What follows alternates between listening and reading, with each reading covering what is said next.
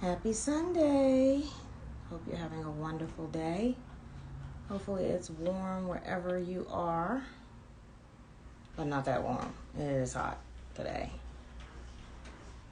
I have a wonderful fellow coach joining me in a couple of seconds. And then we will get started. There she is. There she is. Hello everyone. I see you.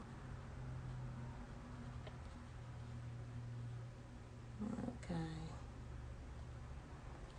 Alright. I am going to try to get Jasmine on. Jamie. I don't know where I'm getting Jasmine from. Jamie, I'm trying to join you, but it's not doing anything when I click on your name, so please request to join. Give us a second. We're having technical difficulties. Sometimes it works. There we go. I guess the first one I can't. Here we go. When you first come on, that's not the option to click on their name that have them join. The second one. Hey, Going on. there we go. Hey, how are you doing? I'm good. Thank you. Great. Happy Sunday to you. You too. Thank you. I got it to work. I was like, when you first join, I'm clicking that link of your name, and it didn't work. Hey.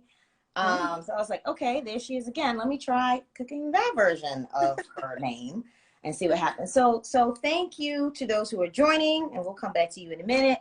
But special thank you to Jamie Watkins. She is an amazing fellow coach as myself, but she has a specialty that is unlike any other that should be a focus for all of us. She is a confidence coach specifically. Okay. And we all could use a little extra dash of that every day, every moment of our lives for ourselves and for how we're trying to show up in the world. So we're going to be talking about confidence today, and penned in this for this live in the bottom for those who join later. You can always see what we're talking about is confidence and how to kick ass with it. Because I don't swear. So we got some dollar signs that replace those S's there. So we're going to talk everything confidence, and want to make sure that you have some good nuggets to take away. So we'll be very clear at the beginning what we're going to be sharing in the way of tips, strategies, mindsets, and then get more into it. So hopefully you'll be able to stay for the whole 30 to 40 minutes. And please engage us, ask questions, add your own aha insights, appreciations, perspectives. We are looking at them, or we will come back to them if we're in the middle of in real talk, which is what this is, and make sure that we get to you. So please ask questions as we go. But before we get into it, I want to give the universe to Jamie for a minute to share a little bit more about her background, and how we can reach you. Okay. Well, thank you for having me. And you are, as you said, just as amazing. I appreciate your platform and the opportunity to share with your community. So I am Jamie Watkins. I am a life coach, and I focus on self-love, confidence, and accountability. My brand is My Piece of Happy. That's PEACE.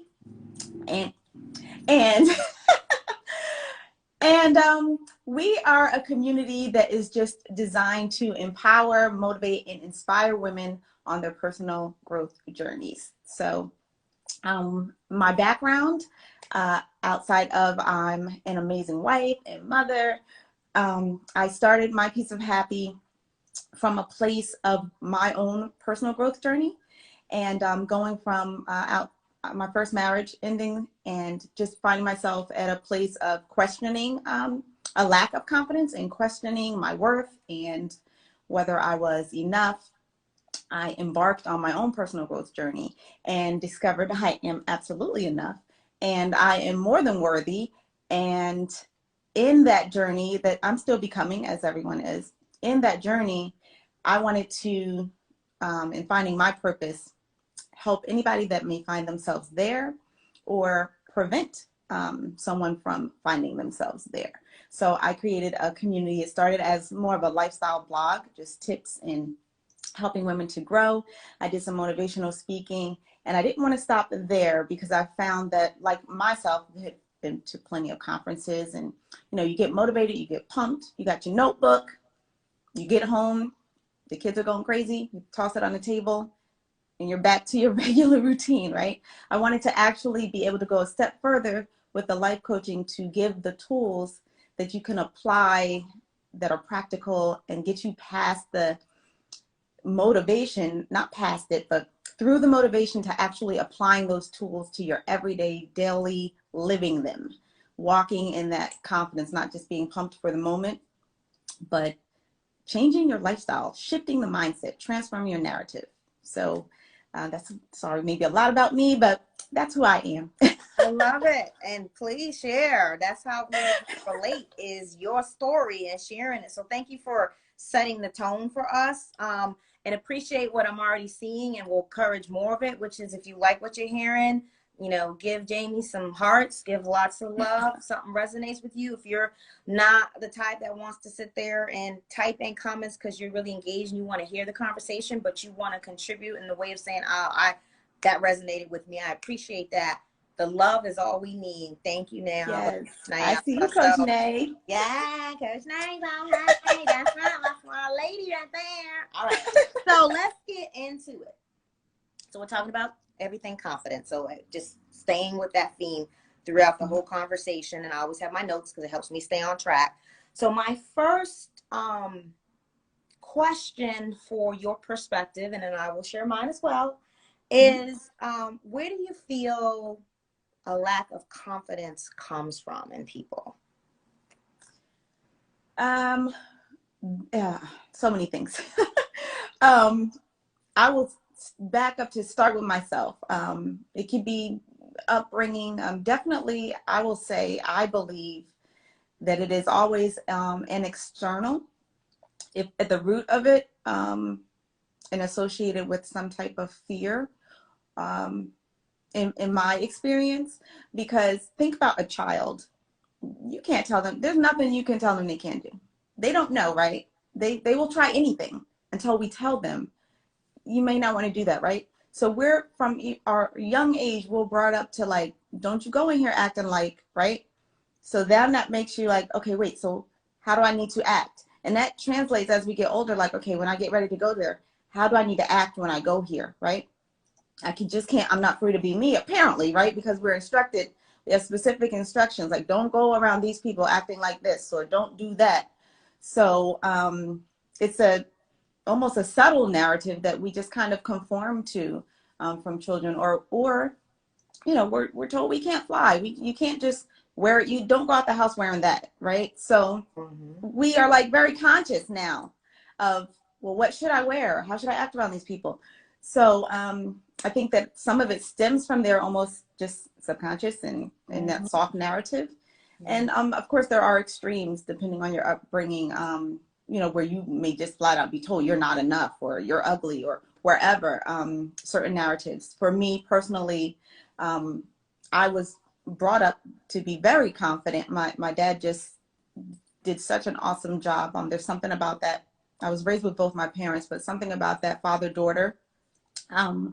And I have 3 sisters, so 4 girls. He did an amazing job of making us feel like we were everything, right? But then, we went out into the world and we're like, wait, what? We're not the best thing since whatever, right? So, my dad said, right, you can do bad by yourself. Like my dad said, don't settle for anything. Like, so we had this, I had this very high confidence, but then it also gives you an expectation, because I saw how my dad treated my mom. So I went into my relationship and marriage with an expectation that wasn't met for me, because I had a idea of what it was supposed to be. And when you start getting a narrative that kind of tells you like, maybe you laugh too much, right? Maybe, why do you smile all the time? Like everything's not that whatever, you second guess, right? I made some bold moves that were kind of like, don't do that. Like, oh, okay, that narrative, right? Don't act like that. So it made me very insecure and self-conscious. So maybe who I am is not that great. So I tried to conform. So I think it can come from, when I say external, that, and then the fear of, you want to please people. Some people do. I'm a recovering people pleaser, right? You don't want to make people uncomfortable, so you shrink yourself, right? Well, maybe I laugh too loud and you know, talk too much, or just, so you tone yourself down, right, to make others comfortable around you. You're too much for the room, so you shrink. And so I feel like that just narratives, you're wanting to please people, you know, maybe what you were told, all of that can play a factor in where it comes from. Yeah, I appreciate all of what you said. Agree with it. Programming is the word that comes to mind. There's another word Yes. that I read in a book, begins with a D, and I'm going to have to look up that book because I cannot remember from our environment and what our parents teach us. There's a certain word for it that they're doing to us in a sense, but it's a programming, right? And this is also like to add what you said. You know, sometimes you're taught children are to be seen and not heard. So therefore, you know, your natural inhibitions as a child, you know, that you want to exert and that you did exert, it got, you know, there was a negative impact of you doing that. So you learned right and wrong from what your parents told you. So wrong was expressing yourself. That's too much. We don't want to be noticed. We want to stay in the shadows or be like everybody else. So don't Stop do trying to that. shine. Stop trying to be the center of attention. Right. You showing off.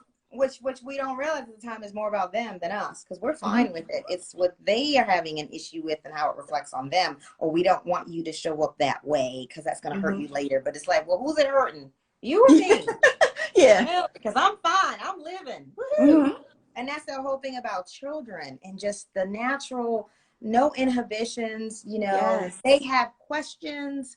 They're curious, they're speaking out, because until someone says that's not right, which is not right, but you know, in school, raise your hand first, you know, which you should, out of politeness. You don't want to be rude, but if you're the one who's always speaking up, after a while, then you start maybe being called on because it's maybe much or whatever it is, and maybe you're exerting leadership skills, right? And that's good. Maybe you're just sure in your answer, so you always raise your hand. But yes, we should be channeling that in the right direction. So real quick before I came on here, something always happens to me before I do one of these talks that's relevant or makes me feel a certain way. And so I went on my Facebook site, which I don't really go on, but I said, let me go on there. You know how you get the memories that pop up. Oh, yes, so a memory today, 6 years ago, a picture of my oldest son. And I say, oh boy, too much personality. And I posted it in my story just now. And he's got one shot where he's just standing like, hey. And then he's got another shot where he's like, right. Yes. You know, and I was like, you know, confidence, you know, like, you know, we have it as children. Where does it go? What happens to some of us when we grow up? Where does it go? So just, you know, always about confidence, speaking your truth, but, you know, channeling it when they're children, depending on how they're speaking their truth, right? So, so thank you for sharing that. So for you and your experience, what does a lack of confidence look like? How does that show up? Because we always think we know what confidence looks like. Well, what does a lack of confidence look like? And we don't really know that we're showing a lack of confidence. Yes. Good question. For me, it was self-doubt, not trusting myself. I started second guessing, became very indecisive, no longer sure that what I thought, that I knew no longer sure I knew what was best for me. So I would ask a lot, always seeking, like, is this is what I'm feeling, you know, what do you think? What do you think? Like going to everybody else for the answer, no longer trusting I know what's best for myself. And that's not to say don't seek counsel and, you know, mentorship, and I absolutely believe in that, but to the extreme, the indecisiveness, because I didn't trust, I know this is right. Is this right? Like, it's just that second guessing and self-doubt that I didn't used to have. I started exhibiting, and just it made it look like for me that I was just feeling just not enough. Like, just it's never my best is not good enough, which is what I do tell my children now. Your best is always good enough. If it's your best, it's absolutely enough. Because I want them to, one, excel and push themselves to their full potential. And if you have done that, that is all you can do, right? So in focusing on my insecurities versus knowing I'm not perfect, but that's okay, the focus shifted to everything that's just not right. And then it was like this perfectionism stealing my joy, because it's like, I gotta get it right. I gotta do this better. I gotta do, and that, ironically, I mean, I guess it's tied to confidence for me, because on the flip side of what my confidence looks like is trusting myself. I absolutely know, and we know we know what we want. We know our desires. We know if we had those if we could just be free, right? What do we want? What do we want our life to look like? We know. It's when we start thinking about, what is everybody going to say about that though, right? Or what are my friends going to think? Or is that going to make people uncomfortable, right? Is that too much? Am I dreaming too big? So on the flip side of, that's what confidence looks like. Dream as big as you absolutely want to, and why not? Right. I agree. Why not? That's what we're here to do. That's what God places us here to do. I remember one of my posts several years ago when I would do a visual to go with my words of some image I'd find online. And one was just the earth. And I put the words with it is basically, God put us on this earth to play big. And he did. Yes. And sometimes we know that. It's one thing to know. It's another thing to be certain and to show your certainty by just getting out there. And the more you get out there, the easier that it gets. So I feel like I want to be in the comments like, yes. Raise the roof. Bring it. Yes. Heart, man. Work it. Yes. Pump it up. So can we talk a little bit about, this goes to emotional intelligence, because I know this is something that I struggle with. The demonstration of explaining ourselves. Yes. Let's talk a little bit about that, because I do that. I catch myself doing that at times. Well, one of my favorite sayings or quotes is, no is a complete sentence. And that is something, right, that's lack of confidence may exhibit in a way that you are that yes person, right, because you don't feel confident enough to stand in your truth. Is an example. Are you going to, whatever this event?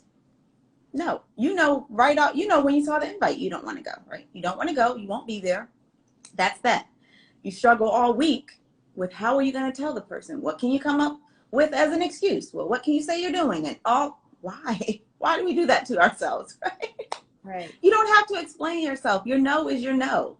And that's okay. It doesn't mean you don't have to say it nasty, right? No, and that's it. You don't have to overthink or worry about when they see the no, what they're going to say, and now they're going to feel this way. We have one life to live, our own.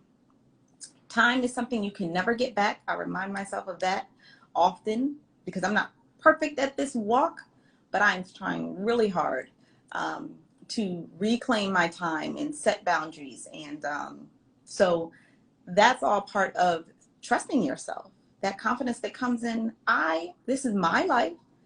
I know what I want. This is what I'm going for.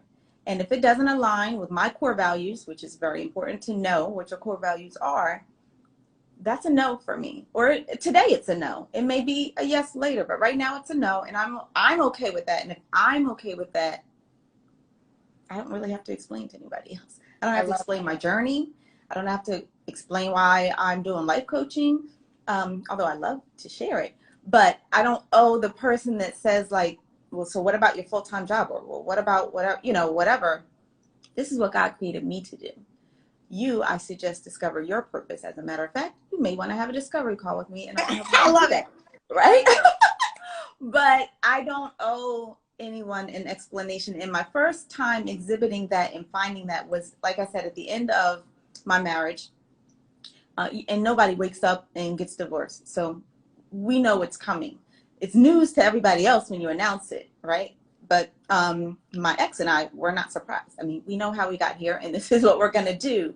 So leading up to that was that whole, what is everybody, that why we stayed so long, like, what is everybody going to say? What is everybody going to, and it was getting to that, like, unfortunately, getting myself to so low that, like, I'm going to die. I'm not going to die here. Like, I'm not going to, and not to say it was a violent, when I say die, I mean, internally, just no more of myself. Right. I'm not going to lose myself. This is not going to be the rest of my life. Right. And so in explaining myself, I did not. We agreed that it's over.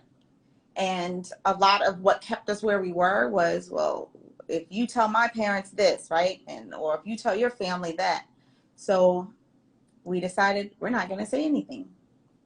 I'm not going to say anything. I'm not going to talk. I won't talk to your parents, and you don't, like, it's just over. That's our answer.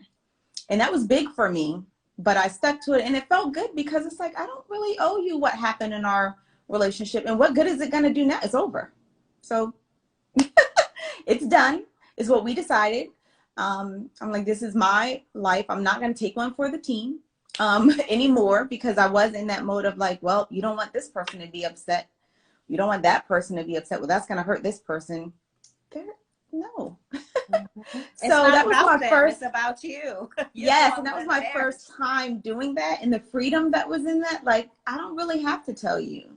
And I had 5 people that I felt, and that was just my relationship with them, I owed them a little more.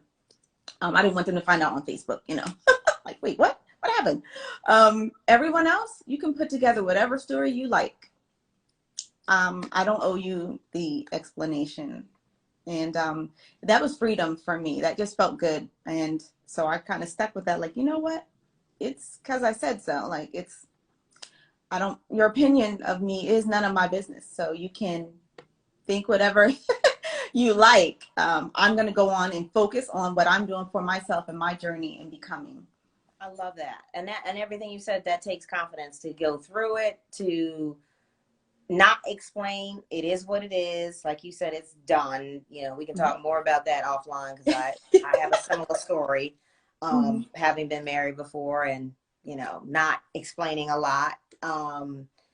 But it takes a while to get there for some of us, right? Like you said, it doesn't happen overnight. Even to get to the it's done took a lot of rationalizing in your head, because you are still thinking about other people in your life and how it's going to impact them, which can also help stop you from doing it even earlier. That's my story.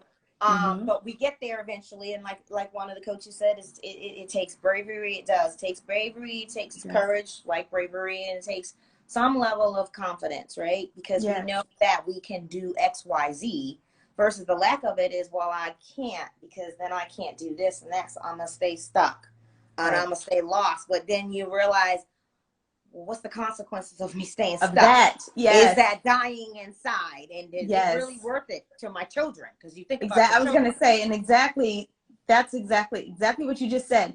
And of course, the children, and not every case, but are that, like, do it for the kids, right? You just do it for the kids until, and in my case, I had an example in front of me of someone who did it for the kids that I really admired and looked up to. So that example made me like, that's what you do. Like, when you find yourself here, you ride it out for the kids. We literally had the discussion, my ex and I, like, we're just going to kind of be mom and dad. Like, let's just focus on that and stop trying to make this husband and wife thing work. And in that is actually what started me on this personal growth journey, because it was kind of like, well, you're going to have to love you, Jamie. Like, you're on your own, even though you're not on your own, right? And then the more I started to love myself, it was like, that's not cool. Like, that's not okay. Like, why did you even agree to that? Like, wait a minute. Like, let's step back. And then the flip side, this example that I had, their children were becoming adults and questioning, why did you deal with that? Why did you stay? When you're thinking, you're setting the example, you're thinking like, kids are not dumb, but you're thinking, do it for the kids. Like, they're going to see this. No, they're going to see it all right. They're going to see what it is. And that's not the example that you want to set. Do I want them, in my case, do I want them to think this is what marriage is? This is, Exactly. And sometimes you do it for the kids, not in spite of them. And Yes. that's my story as well. So let me ask you, we've started to talk about this, but it may come up with what you share. So what are the 3 tips you would say that you want to share? Some of it you've probably already talked about, from a confidence perspective, on how we can level up in the area of confidence for our personal power lifestyles. Yes. So what are some of the tips that you have? You did speak in general. It's courageous confidence that I like to coach on. And you said courageous bravery, courage, bravery. That is tied to confidence, I believe, because like I said early on, a lot of that is a fear, whether it's fear of what people are going to think, whether it's fear of the big dream. Sometimes we self-sabotage, right? We don't step out and do it because what if it works?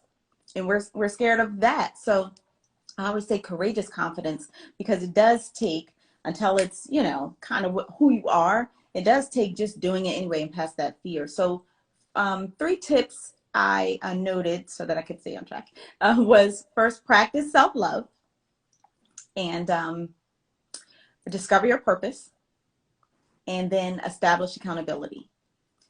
And self-love, essential. You can't, and that was just the first step for me. You have to know your worth. You have to know you are enough to walk this confidence out, to stand in your truth. You have to establish those core values. You have to do that self-reflection. That's all encompassed in self-love. Getting to know who you are again, because it happens. We do lose ourselves in one area or another in our life at some point in time in our life. Yes. You look up and you're like, how did I get here, right? So reestablishing and rediscovering yourself. I recently did a series and a post on that, rediscovering who you are. What are your core values? We evolve and change over time.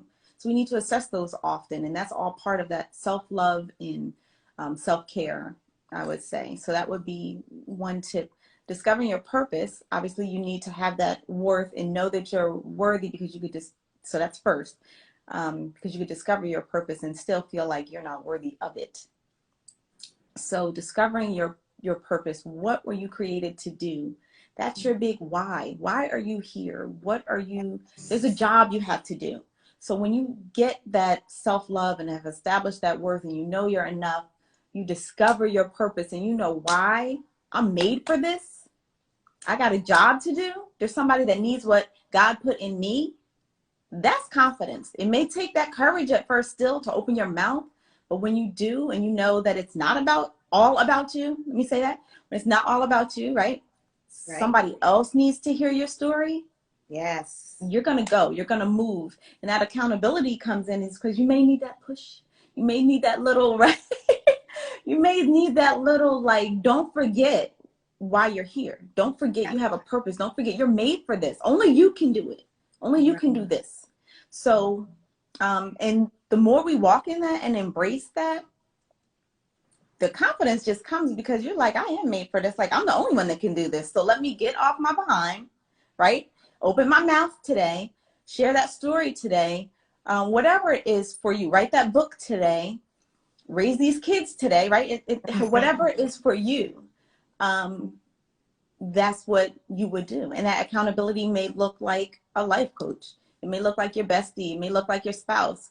But somebody that you know is going to say, hey, right? What do we do? It may be logging on to Kenya's Instagram and hearing her say, like, right, what are you doing today for yourself, right? So that accountability is where I would say that the third thing, establishing accountability in the community. Courageous conversations, do it anyway. That's what you started with. So that's like highlight. Do it anyway. Yes. Past the fear. Mm-hmm. Practice self-love. Discover the purpose, what you're created to do. Start doing it.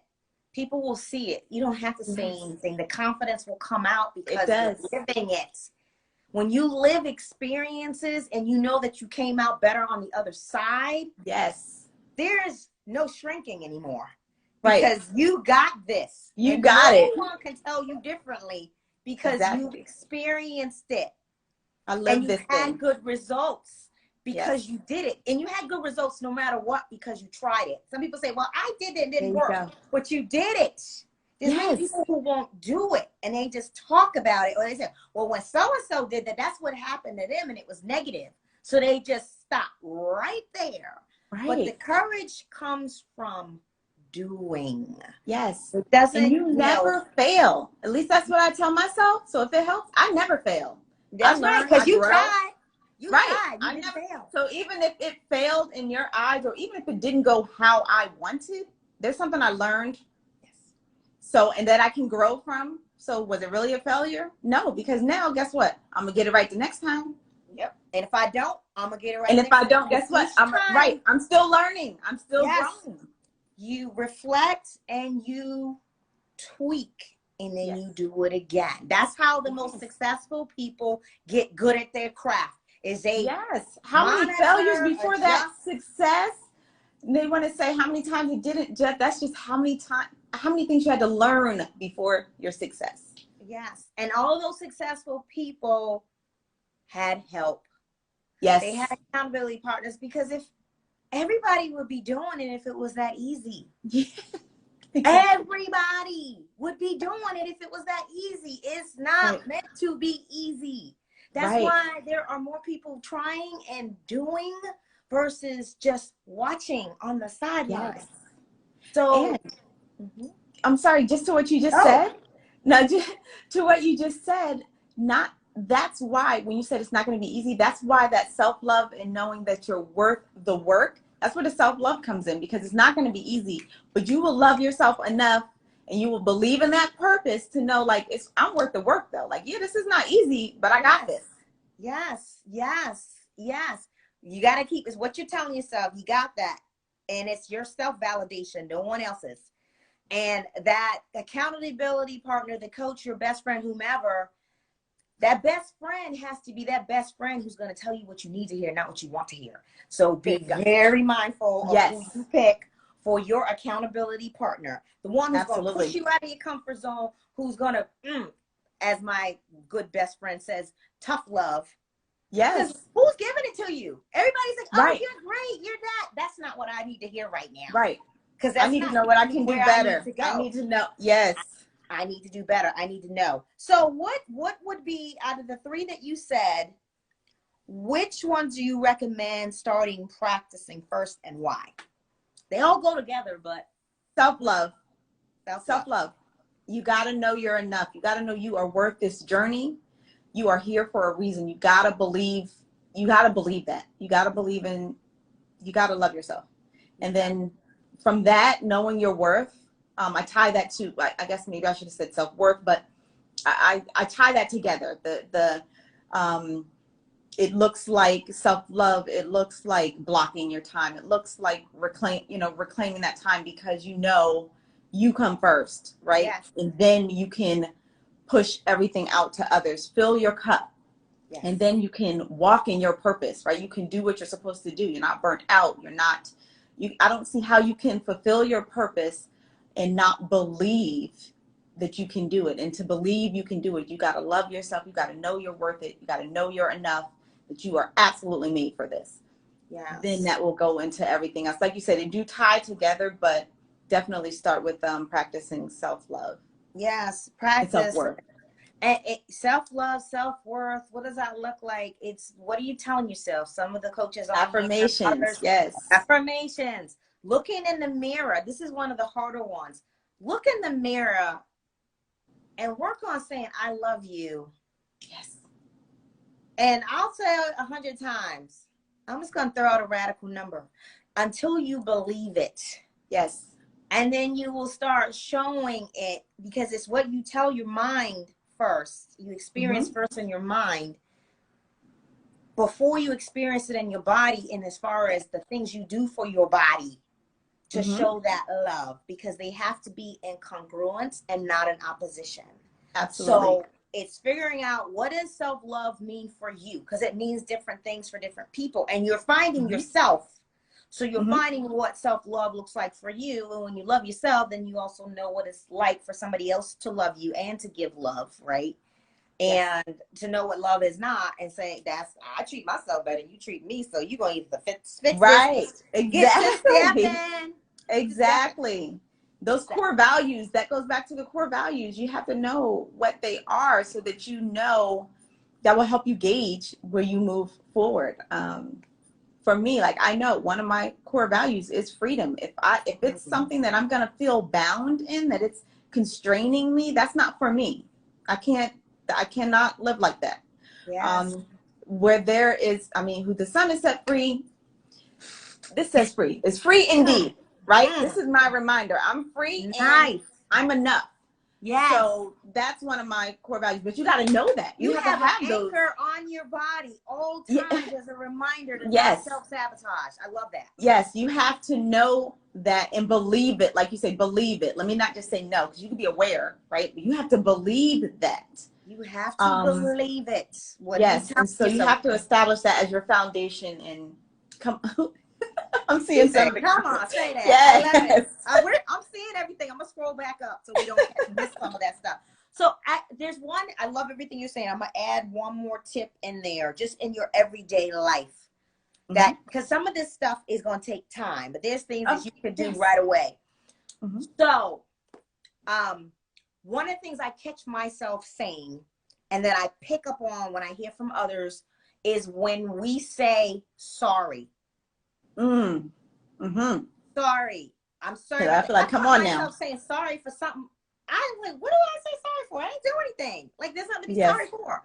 So catching ourselves when we're using the word sorry, right? Because it's overused in cases. Yes, absolutely. So loses its meaning. Yes. So one way confidence leads to not using certain words like sorry is you late for something. You late for a meeting, you're late for whatever. We tend to say, sorry, I'm late. Or sorry, whatever. Try on for size. Thank you for being patient. Full stop. And that's it. For being patient. No, it's right. No explanation. No excuse, no explaining, no. Sorry takes away your power. It shows a lack of confidence in yourself when you're saying I'm, sorry. When you don't have anything to be sorry for, unless it's just true, you really hurt someone's feelings. I apologize. But you're late for something or something. That's a good one. Thank you. I like that. Thank you for being patient. That's it. End the story. Because you're recognizing that you were late, but you're not putting yourself out there in a negative way. And this is especially for women. Yes. Especially because we will, I'm not explaining and sorry. Don't take away your power. So I love that. You can start doing right now for any situation. Because we'd be late for stuff anyway. So we just say, thank you for being patient. And they don't have to you didn't say sorry. Again, that's none of my business. This is what I'm choosing to show up. Yes. I like that. Okay. I can catch other people doing it. I have to be more mindful of myself. Like, I'm quick to tell somebody, like, no apology. There's no apology needed. Right. Blah, blah, blah. But exactly. Me too. Me too. I'm like, because I get triggered, like, they use the word sorry. And I know I do it. And it's a mirror you got to put up to yourself, as someone said, is the things that you don't like other people do, you actually do yourself. And you got to work on. So it's a trigger for you, but you don't realize you do it yourself. So just us catching ourselves of when is that word sorry to be used versus when it's ill-placed. And what can you say instead? So we got some comments here. So there was one question earlier from Coach Fabian that I want to see. Let's see. Okay. What do you think is the key when people realize that they can be themselves and no longer think what other people think? Like, what is that turning point? The key to that? I would say I'm going to speak personal. For me, the key to that is what really stemmed from the self-love. I know I keep saying it, or self-worth. It came from knowing who I was. Like, that journey, that self-love journey for me, it was because the question is, the person knows who they are, right? They just maybe he could clarify, because this was a little further up when we were talking, but what do you think is the key for when people realize that they can be themselves? Like, what's that? Realize you can be yourself. Okay, so if you've already realized you can be yourself, but the key is now you realize it, but you're concerned about what the other people may say about that. I feel like that's just, it's going to take a bold decision. And it's going to take that courageous confidence to walk that thing out. You realize who you are and what you want to do it. It's going to take courage. Yes, at first, do it. And when you do it, let's forget the others right here. When you do it, the fulfillment, the freedom, the joy that comes from that, there's nothing they're going to be able to say. They can say it, but you're going to be like, I'm not giving this up. Right. Like that's what I said. That's how I felt with that, not explaining, like, wait a minute, this feels good. Like, wait, I can just do what I want to do finally and not explain myself and live my life. Like, this is great. Right. So now you can say, oh, like, I hear you, but I don't hear you. Like, because I'm not giving this up. So, yeah. So I would say get the courageous confidence. It's in you. If you realize who you are, how you want to live, do it. And that would be the key, to do it anyway. Do it anyway. If you're concerned right now about what they were saying, and the freedom and the joy and the fulfillment that you will get from living your authentic truth, it will no longer be an issue. Yes. Whether they'll see that and they won't have anything to say, or they'll have something to say and you won't care. Right. And a lot of times it depends on who you're dealing with, right? If you know a person's opinionated, you're like, they're going to have something to say. But at the end of the day, how much do you care about what they have to say versus the life you're living? Because they're not going to live your life. So why let them, right? So we're always thinking about the negative things that people are going to say about us. So therefore, we don't show up because we're worried about them. And it goes to a word you used earlier, external. It's about the other person's perspective of you. And what about that is so important? What is so important about that? What is having validation from others that really are not in alignment with your core values? What is having that really, really doing for you? And if the answer is no, how do you start to let that go? Because these are habits, mindsets in your subconscious that have been formed over time from, like you said, back to being children. So almost every experience you're about to have, you're rationalizing, your beta waves are going off. I'm thinking logic is going through your mind on, well, if I do this, this is what's going to happen. It's going to happen. And it's usually an external thought about what somebody else is going to think. And then it's like, if you can catch yourself when you're having that conversation in your head, which is basically your critter brain, the cortex part of your brain, neocortex part of your brain, trying to keep you safe. Yes, that protection. So don't do it. Let me just stay here, because then I don't have to worry about what other people think, because they're not going to say what they think, which they usually don't anyway. But if they do, I don't have to worry about what that's going to do to me and how that's going to make my confidence either shine or I'm going to shrink more. But what if you did it anyway? If you did it anyway. What if you did it anyway, though? What if you took the chance when you're going through that? Because the reason we stay where we are is because we have the thoughts and we don't do it anyway. So that prevents us from doing it. So I'm suggesting the thoughts will be there at first, because like Kenya's saying, it's we're in that mindset, right? We've been programmed or conditioned or whatever have you. So I'm not saying wait till the thoughts aren't there, or the key is, you're going to get to this place and then the thoughts won't. No, I'm saying in the beginning, do it anyway. Get the courage to just do it anyway, even if you're absolutely sure they're going to say something. Do it anyway. And I'm telling you, the reward from pushing past that and doing it anyway, the freedom, the reward, what you feel, you're going to be okay. You're going to want to do it again. And it's like a drug. It's like a drug. The insides are going, I like to do this. Because when you're walking in your truth, like that is the ultimate fulfillment. Your purpose, what you were created for, that is your peace and happy. That's where that comes from. Your piece of happy is your purpose. That is your piece of happy. There's no, and you're just gonna hold on to it for your life. You're gonna protect it. That's where the shift will come in, right? That protection is gonna be like, oh wait, no, I'm protecting my peace. I'm protecting my happy. Like, you can't have that. Yeah. They have to go together. So I love that. There's a Mel Robbins is like, she used to be like a, I don't know, commentator and turned like motivational person. I don't know exactly what her role is. She's a bad ASS. And I learned from her, some people know about the 5-second rule. And she even talks about, I heard you share that. Yes, the 5 second rule, like even if you're trying to engage with someone, have the confidence to go up and network and start a conversation and just go up and say hi. She believes in that 5, 4, 3, 2, 1, go. Do it. Because when you're counting, it stops your brain from telling you, no, don't do that. It's not safe. And all you're thinking about is counting. Because at the end of one is usually a blast off, like a rocket taking off. Okay. So your rocket is jump out of bed instead of hitting the snooze button, or say that thing that needs to be said, or do the thing that needs to be done. And back to your point, you just do it. And if that means 5 second rule, 5, 4, 3, 2, 1, do it. Anything longer than that, you're going to talk yourself out of it. So that's another tip is just 5, 4, 3, 2, 1. Hi, my name is Kenya.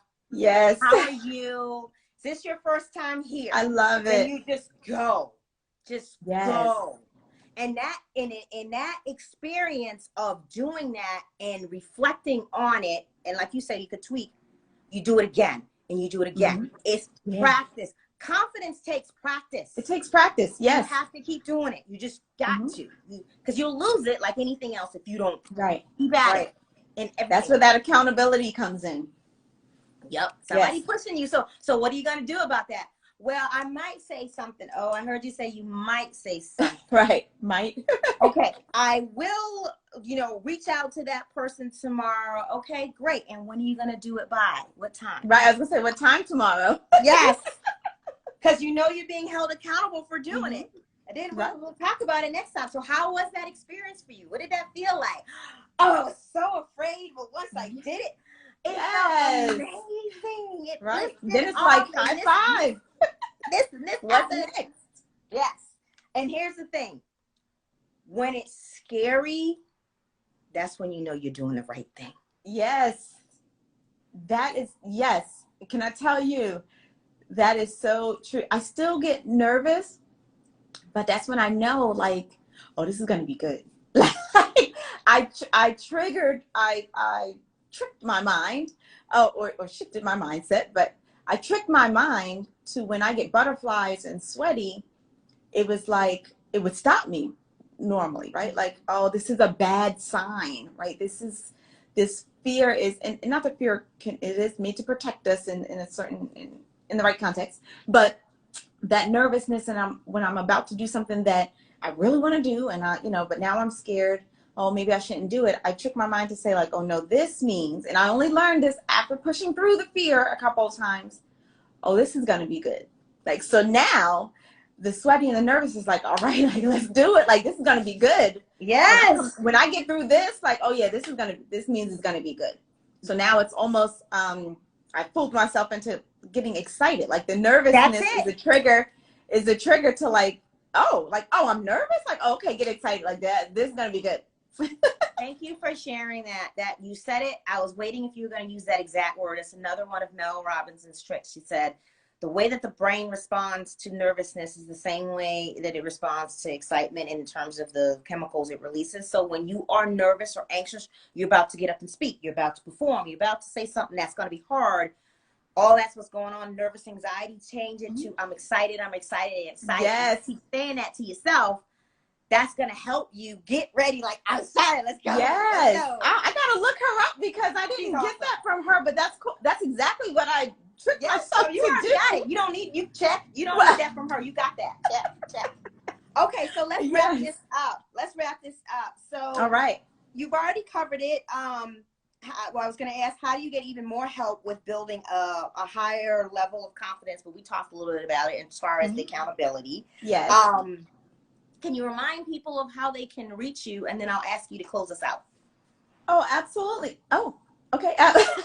Absolutely. Do that one out.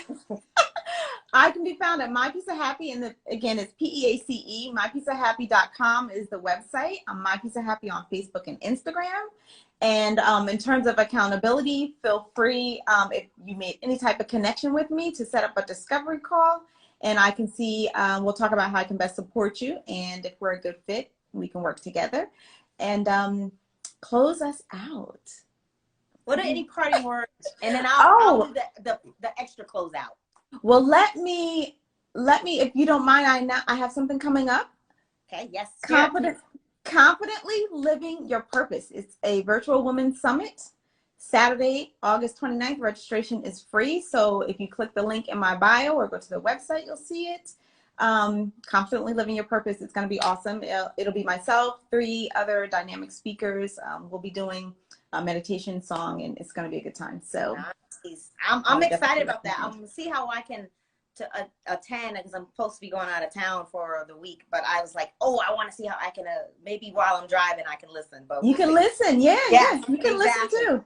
Exactly. So I want to thank you, Jamie, for joining me today, talking about something that's like near and dear to your heart as it is to mine. We have built a relationship through Instagram. Instagram is an amazing thing. Just by being on another live with Coach Niaba, we connected and did this vibe, and you even can connect with somebody that you never see, and it's just virtually, and there's that connection, like the kindred spirit, as people would say, that we have. And I look forward to building a beautiful relationship with you as a fellow coach, us learning from each other. We need each other to lift one another as powerful women, mothers, wives, professionals, entrepreneurs, just people. So that's what these platforms and these opportunities to speak to one another as well as to speak to the universe are about.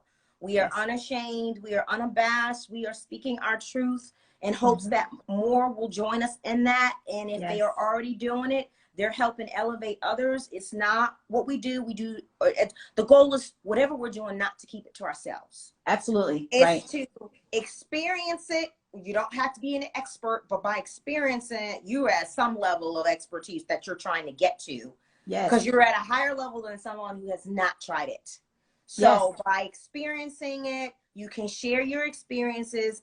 And it's amazing when you experience something in the timing where someone comes into your life, or who's already in your life, that is looking for what you just experienced. And you can say, I got you.